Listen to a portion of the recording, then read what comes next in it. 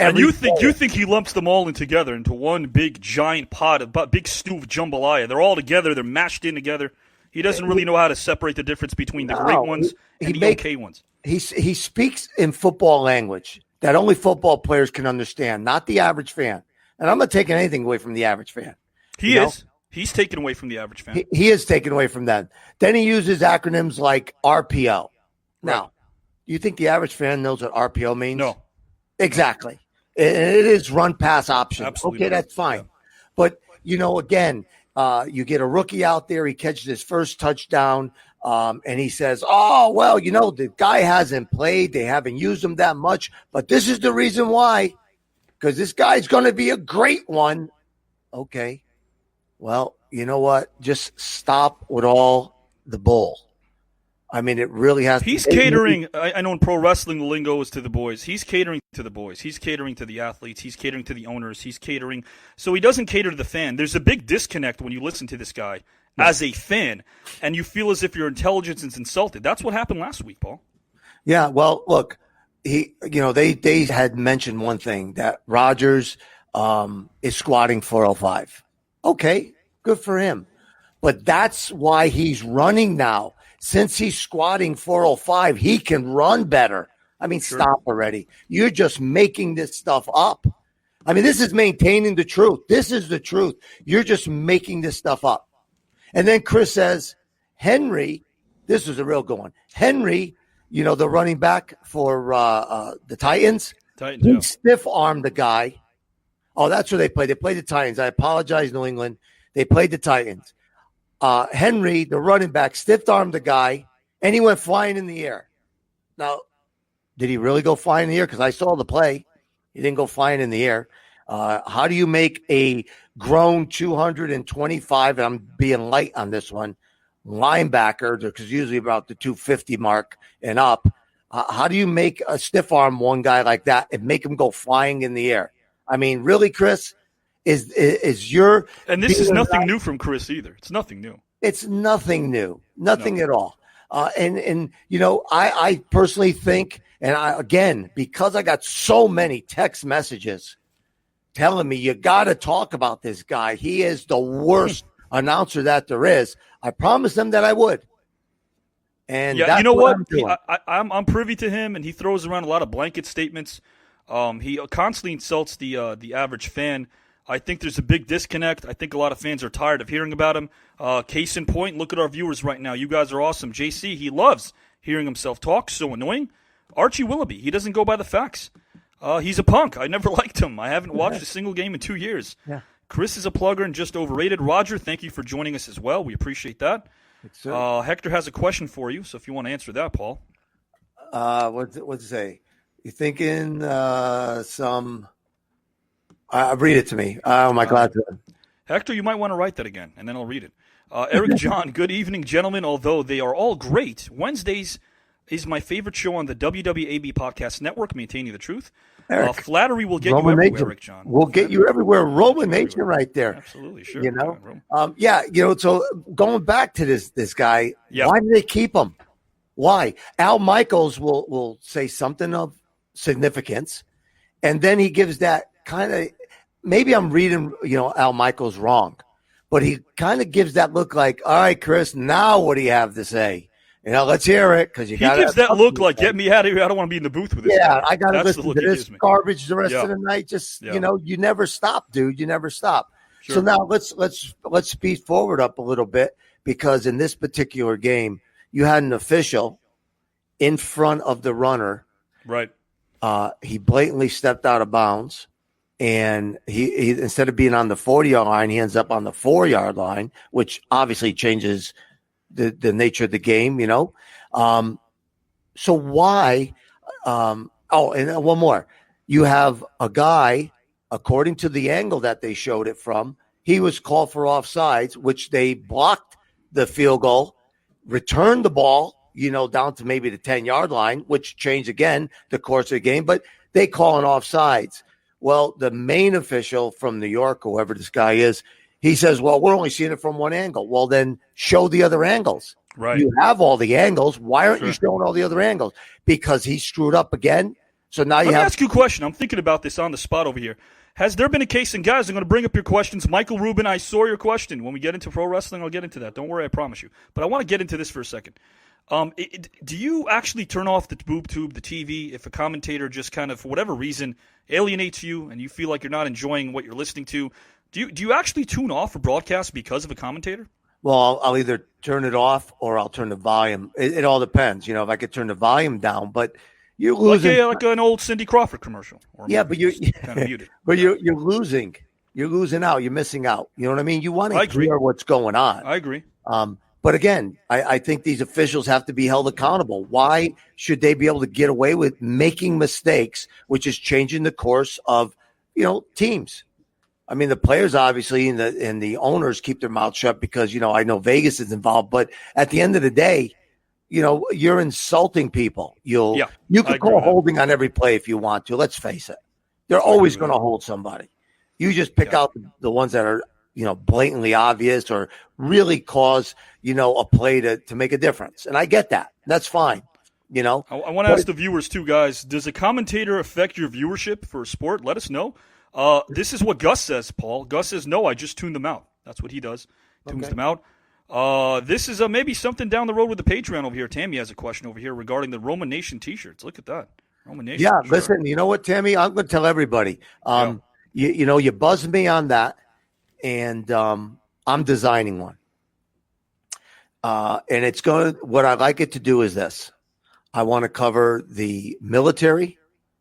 I want to cover the police officers, first responders. Obviously, it will say Roman Nation on it. And I'd also like to put our military emblems on the shirt to represent all of them. Sure. So, I had done some designing in my past. And so I want to make sure that this is right. Where to put the flags already on each arm, the blue line, how I want it to look. And, I want it to be nice and classy. So, and I want to represent what we represent here. I like it. I like it a lot. Guys and gals, Kelly wants to buy one. First, you got to buy the Avi Galaxy shirt. That's coming out, too. Buy the Avi Galaxy and you get the Roma shirt for free. Roger Valine, if Aikman and Buck are commentating, I shut the sound off, watch the game, listen to it on the radio. JC, absolutely. The wrong announcers take away from the play-by-play. I used to put the radio on and just mute the TV. I did that with Marv Albert. Archie Willoughby, T-shirt, please. I will buy 2 or 3 or 4 or 5 or 6. No, he's saying 2 or 3. Tammy, that's a wonderful idea. I'm definitely buying some Paul. Yes. Guys, I want to tell you right now off the bat that we are streaming on 34 pages. We'll bring in our guest momentarily in about a minute, our first guest, who is near and dear to Paul's heart as well. And we have another guest coming down probably in about maybe 20 minutes or so, another guest, an unsung hero that we're going to celebrate. Beyond that, I want to let you know that we are streaming on 34 other pages, not just the pages of Paul Roma, myself, Mike Drosy, Del Wilkes, Bill DeMott, Ray Lloyd, or Don Morocco. No, we are also streaming on 34 other pages, and that's why we're up to 200,000, about 205, 204,000 average views per show live. That's what we're doing live because of you, not because of us. We put our stuff out there, and you guys have enjoyed everything wholeheartedly. And again, I implore you to find anyone, and I am going to say this in a braggadocious manner. Why not? I implore you to find people that can do what we do 7 days a week live on the hot seat and interactive with different topics, unedited, live. No, nobody else can do that. We can, and we will continue doing that. And Paul Roma, later on, I'm going to pull up the Patreon to show everybody how it's still building and it's still growing, so even more content is coming down the pike, Paul Roma. Well, what I like to say is, listen, I appreciate the Roman Nation saying, hey, this is a great show. This is the one that I watch. But I highly, highly recommend, that you do take a look at the Drosy show, the DeMott show, the, Unmasking the Truth, Don Morocco's show, catch those waves, baby. I highly recommend it. I think you'll be pleasantly surprised. And again, like my show, like their shows, chime in. If there's something that you like, then tell them. If there's something you don't like, well, then tell them too. Avi when I tell you he takes notes, he takes notes. Avi doesn't miss a trick. And again, he says it best. You're the engine that makes this run, but also Avi is the engine on the back. Thank you so much. Back end of it. That makes it all happen. I really do appreciate that. Sometimes I have to get Howard off my back because he's an annoying distraction, but I do that every day. There's Kelly. She said, yeah. Check out the other shows. Thank you, Kelly. And I like how she wrote that down. If I were to articulate that verbally, it would sound like this. Yes, check out the other shows. Yes, that would be right. Do just that. Hobby Galaxy, thank you for that, guys and gals. I watched them all. Yes, they're all amazing. Thank you, guys. Mindy, thank you so much. Aviators. Guys, I want to bring in somebody right now that has a special place in Paul's heart, and also PAPW. All of the students that are embraced by the family atmosphere that is PAPW are always honored by the fact that Paul Roma and Mario Mancini and Paul Perez and this next gentleman have done everything they can to help them out and make them feel not as if they're just learning the ropes. They're also learning a lot about life, and he's a big part of that as well, and a friend of Paul's. So I welcome Big Steve. How are you, Big Steve? Friend. Hey, Avi, how you doing? Hold on a second. Wait a second. I got to put my deodorant on. Yeah. Avi, I'm a true guy. Yeah. I've been wearing this stuff forever. I kind of beg Mario to wear it sometimes because sometimes his 24-hour deodorant clicks off. I remember last week you were begging Mario, put some. We need some, right? Yeah. How are you? Oh, wait. I'll bet you I can read your mind right now, Avi. Go ahead. You're saying, where the hell did that kid get that beautiful hair? Right? No, I was thinking of the number 5 actually, but very close. Very close. Yeah. Very close. But that is some. I got to tell you, from one guy who can sport. This is a panel of hair. Yeah, this is a panel of beautiful hair on display. We got Paul, yourself, me over here. Yeah, we're getting some. We got a lot of people jealous. Perfect hair. Perfect hair. Who's that in the back? Oh, no, There's a photo of somebody in the back. Who is that in the back behind you? Oh, that's my buddy, the Pope. Oh, the Pope. We got the Pope there. Nice. Yeah, we don't mess around. I want to ask you a question, Big over here, Avi. You know what, Steve? I got to tell you, I know you're the resident comedian, and I think that speaks to me. It speaks to everybody. I want to ask you something. How long have you known Paul Roma? Oh, long time. Has to be almost 30 years too, right, Paul? I think we're on 34. I think we're on 34 years. I'm not like Mario. I'm not Rain Man. I don't. If you ask Rain Man, he would give you the exact date, year, and time. My question, though, is, in all honesty, did you guys hit it off right away when you guys met, you and Paul? With both of them. With both of them. Okay. Did you hit it off with them right away? We were friends. Yeah, we're both good-looking guys. I mean, it falls right in place. It does. Sometimes there could be a little jealousy there, but I can understand that, sure. Yeah, welcome, Big Steve. Welcome, Big Steve. Hey, Big Steve. Oh, no. He definitely had a better... Mario's chiming in, too. You know it. Mario's part of the club, too. There you go. Some people thought, but... I know he didn't say nothing about the hair because he's got a cinnamon bun on his head. I'll tell you, it's a great show you guys got, though.